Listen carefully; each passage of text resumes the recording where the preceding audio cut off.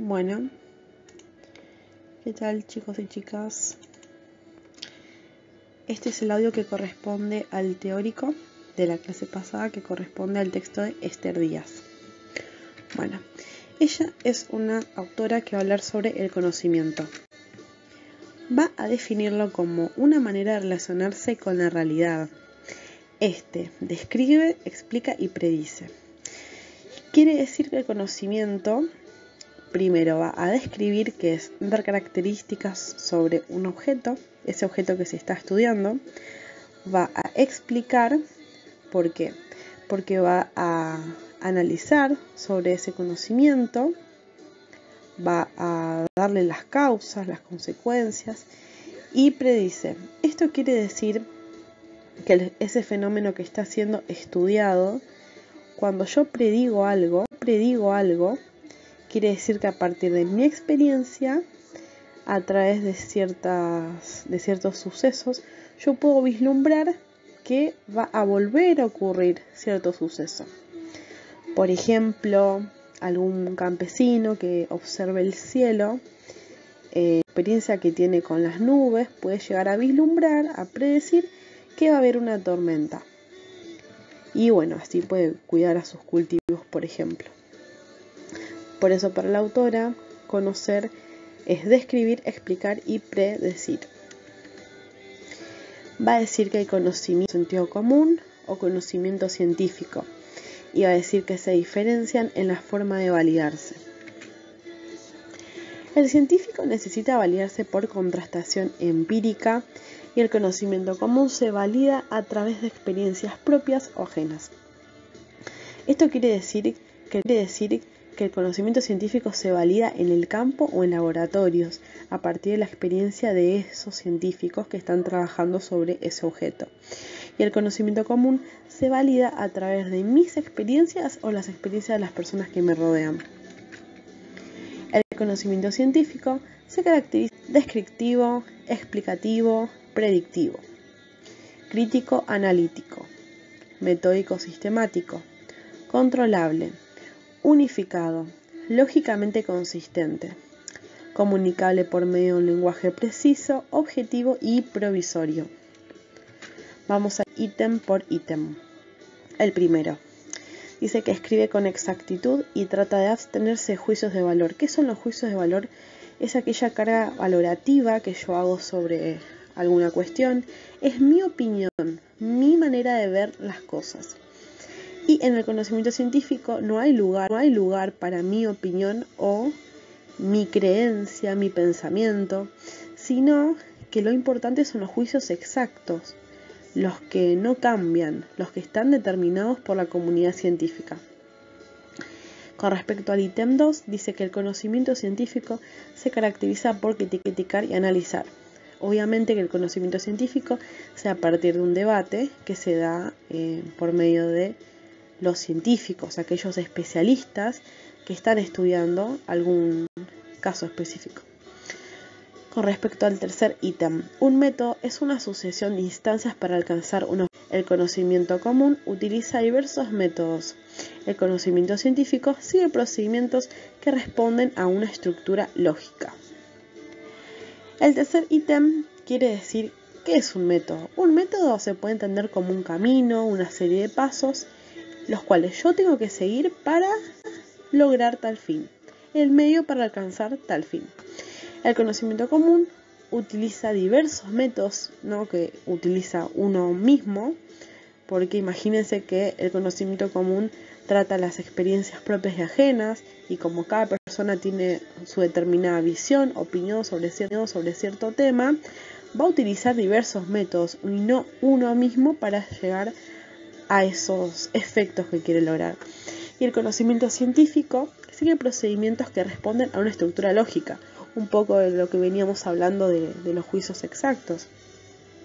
Conocimiento científico trabaja a partir de la razón, de la racionalización, y es por esto trabaja sobre una estructura lógica. Bueno, el ítem 5 dice que el conocimiento científico. Ítem 4. Busca las preposiciones científicas son controlables por elementos del juicio fácticos. Las de sentido común, no. Puede verse Un juicio plasmado, por fáctico puede ejemplo, entenderse como un juicio verdadero. piensen en un autor naciente, que va a y las preposiciones científicas conceptos, siempre tienen que validarse y por al medio final de de su estas texto preposiciones. va a decir, bueno, yo a partir de estos conceptos los utilizo porque tengo determinada teoría, determinada hipótesis, determinada visión, y yo la quiero sostener a partir de este material conceptual que acabo de exponer. Por eso es que el conocimiento científico, las teorías, las hipótesis, buscan siempre una unificación de conocimientos mayor. Siempre se va de un conocimiento más simple, si se quiere, a un conocimiento más complejo. Y el conocimiento común no le hace falta unificación. Ítem 6. Se exige rigor lógico, aunque no todas las preposiciones de la ciencia son formalizables hoy en día. Bueno, hoy en día hay muchas maneras de ciencia, no es tanto como en la antigüedad, que era un poco más estricto el asunto, pero es muy importante que la ciencia siempre esté atada al rigor lógico, a la razón, como veníamos hablando, al conocimiento exacto, fáctico y demás.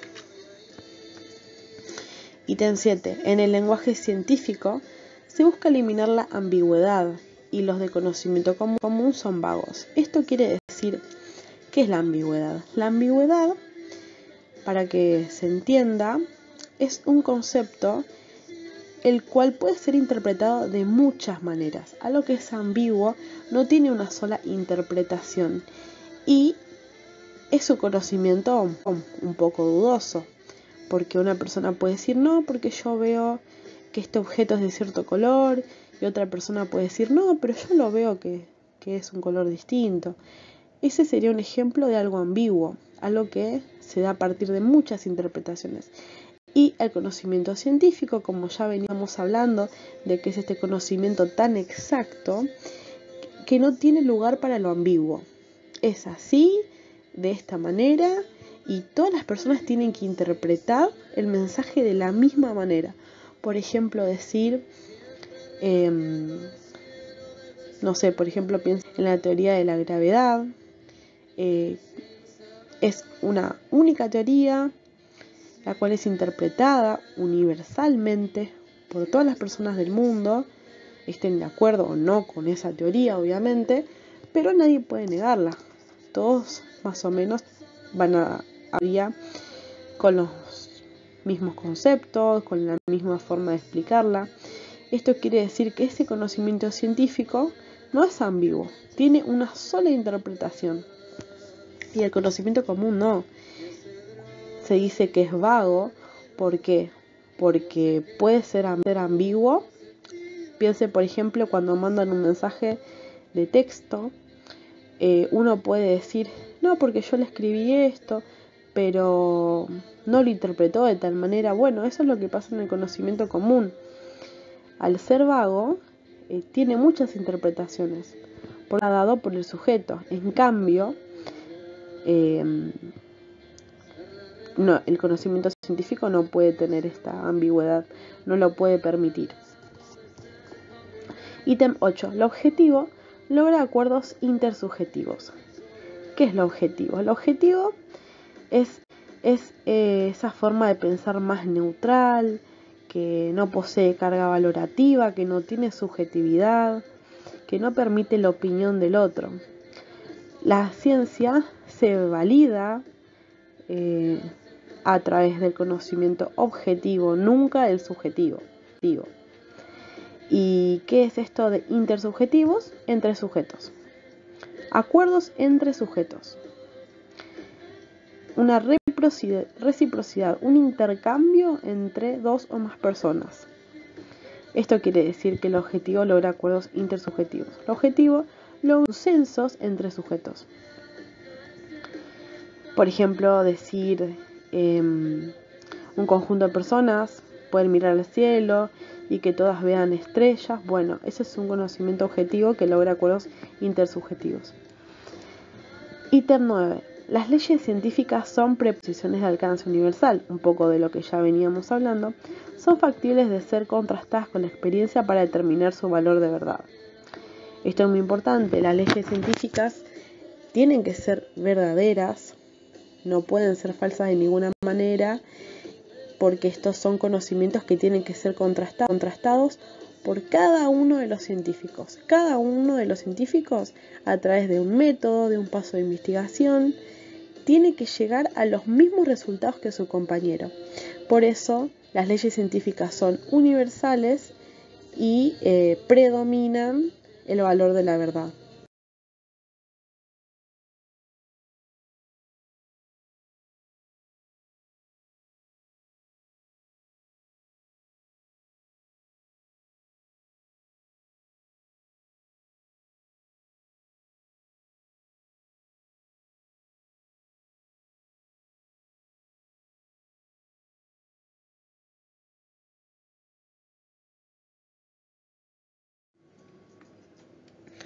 Bueno, después la autora va a hablar de la ciencia, va a decir que tiene un alcance mayor que el conocimiento científico. El conocimiento científico es parte de ella. Esto quiere decir que la ciencia va mucho más de lo que es el conocimiento científico, porque piensen que los conocimientos científicos pueden variar a partir de la época en la cual se esté estudiando el fenómeno. Por ejemplo, como en un momento se creía que el Sol era el que giraba alrededor de la Tierra, después se fue cambiando ese pensamiento, se contrastó, o mismo las teorías de la evolución que hoy son cuestionadas.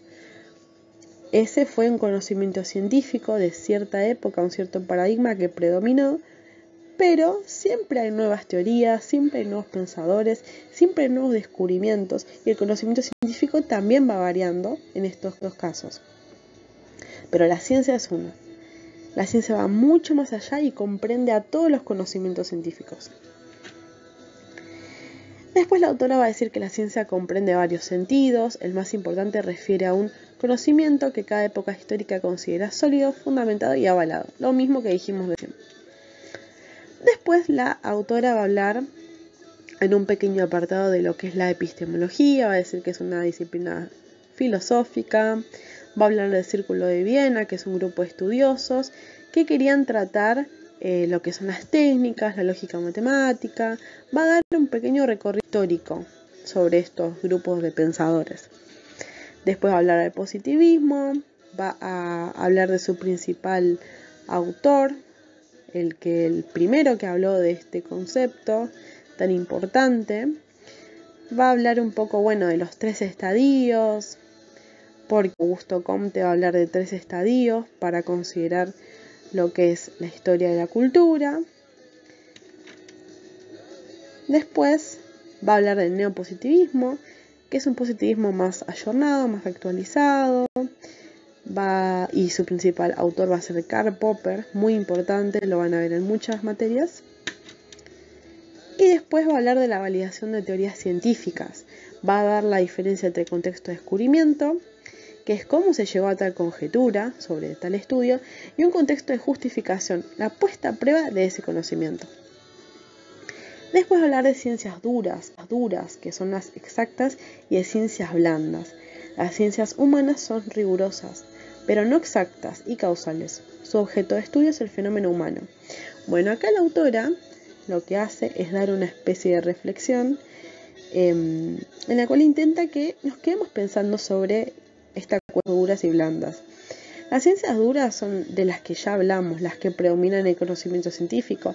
La matemática, la física, la química, son estos conocimientos duros que no pueden verse modificados, que no son ambiguos. Por ejemplo, decir el ejemplo más vago, 1 más 1 es 2.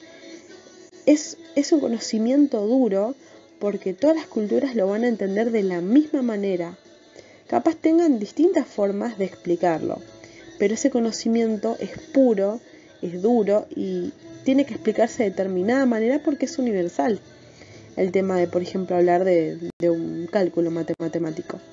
Por eso son exactas, no hay ambigüedad, no hay margen para el error. Y después están las ciencias blandas. Las ciencias blandas son, por ejemplo, las ciencias humanas, las humanidades, por ejemplo, las ciencias que nosotros estudiamos, comunicación, periodismo, sociología, filosofía, todas son ciencias humanas porque tratan al objeto de estudio, es un sujeto, pero atravesado por distintas disciplinas. Y este es un ejemplo de lo que serían ciencias blandas. ¿Por qué? Porque las ciencias blandas se pueden modificar, son más moldeables, más maleables, digamos, y incluyen lo que es la opinión, la subjetividad, las distintas maneras de ver las cosas que las ciencias duras no permiten, exactamente. Después, bueno, va a hablar un poco de las características, va a decir que estas ciencias son libres, o sea, las blandas, no son inconscientes, se expresan por lenguaje articulado, pueden interactuar, un poco de lo que hablábamos hace un rato. Y va a decir que el científico social estudia el ser cultural que puede incidir en sus propias condiciones existenciales. ¿Por qué? Porque existen científicos sociales, que son aquellos que consideran a las ciencias de humanidades como ciencia, exactamente, y van a expresar determinadas teorías para validar esta forma de pensar. Y Esther Díaz es una de ellas. Bueno, y ahí terminaríamos la presentación del día.